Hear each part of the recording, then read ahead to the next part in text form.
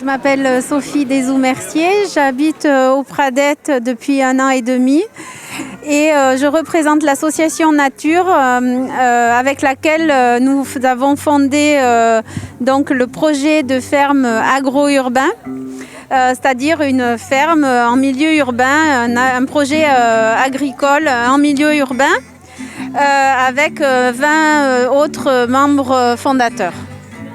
Donc en fait, on essaye de valoriser l'image du quartier, de participer à la vie interculturelle, interassociative du quartier. Et l'objet de cette ferme, c'est non seulement permettre une meilleure alimentation, c'est pour ça qu'on est à Alternativa aujourd'hui sur le village, mais aussi de permettre à des gens de se connaître. Et là, on est en train de faire des sondages au niveau des gens qui viennent sur Alternativa, mais on fait aussi du porte-à-porte dans tout le quartier. Et on a une grande partie des habitants que l'on interroge, qui pour 98% sont d'accord avec ce projet, souhaitent que ce projet le voit le jour. Parmi eux, 92% seraient des utilisateurs de cette ferme, que ce soit pour participer à des jardins collaboratifs, à des jardins pédagogiques.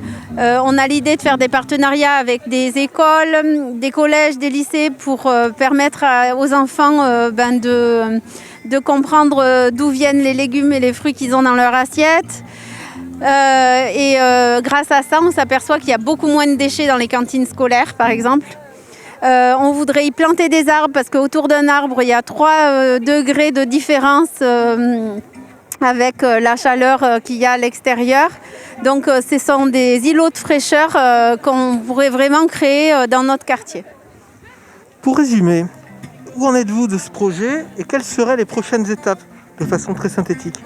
Oui, alors les membres fondateurs de l'association ont beaucoup travaillé les 6 derniers mois ou les 8 derniers mois pour vraiment écrire ce projet. Maintenant, comme je vous le dis, on ne pourra pas définir ce projet sans demander aux habitants comment ils le souhaitent et comment ils l'envisagent. On a donc écrit ce projet, on est suivi et on est présélectionné par une association qui s'appelle Adresse et qui suit des porteurs de projets de l'économie sociale et solidaire. Donc là, on est présélectionné, on doit regarder dans quelle mesure on peut tout à fait rentrer dans les clous, mais on a des bonnes chances d'être parmi ceux qui peuvent bénéficier de cet accompagnement. On a sans doute des possibilités d'être financé par la région et par d'autres partenaires.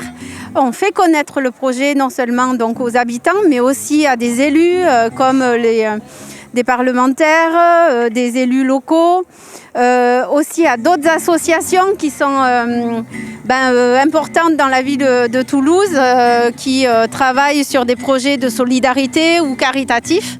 On essaye de faire un maximum on essaye de faire connaître le projet parce qu'on pense que c'est vraiment un projet unique en son genre dans la ville. Il n'y a pas d'autres projets comme celui-là, quoi. Vous avez parlé tout à l'heure de sondage et de porte-à-porte. Est-ce que vous avez les premiers retours ? Comment est accueilli le projet au sein de la population ? Oui, alors à ce jour, on doit avoir fait une centaine de sondages auprès des habitants. Une centaine de personnes nous ont répondu. On a 98% de gens qui sont pour ce projet. Parmi eux, donc, comme je le disais tout à l'heure, on a 92% qui en seraient des utilisateurs.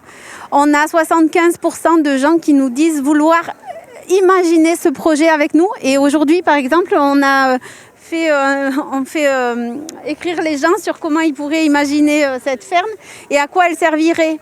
Et la première chose qu'une personne nous a dit aujourd'hui, il nous a dit mais en fait ce serait pour se connaître aussi, pour que les habitants ils apprennent à vivre ensemble. On est dans un quartier où il y a beaucoup de mixité sociale et donc ce projet il a aussi pour objet ça. Aussi on pourrait intégrer les nouveaux arrivants. Il y a un monsieur qui vit, qui est issu d'une famille qui vit depuis 3 siècles dans l'Ardenne et les Pradettes et qui me disait mais en fait ce serait l'occasion de renouer avec l'agriculture d'avant, quoi, avec tous les maraîchers qu'il y avait, etc. Vous m'avez demandé si où on en était aussi du dialogue avec la mairie, donc on continue à montrer à la mairie que les Pradettes, c'est un quartier où les gens ont des bonnes idées, des idées pour l'avenir aussi, et les idées pour aujourd'hui. Et donc, on espère que vraiment le projet va voir le jour grâce à ce dialogue qui sera co-constructif, quoi. Le mot de la fin. Quel message souhaiteriez-vous adresser à nos auditeurs ?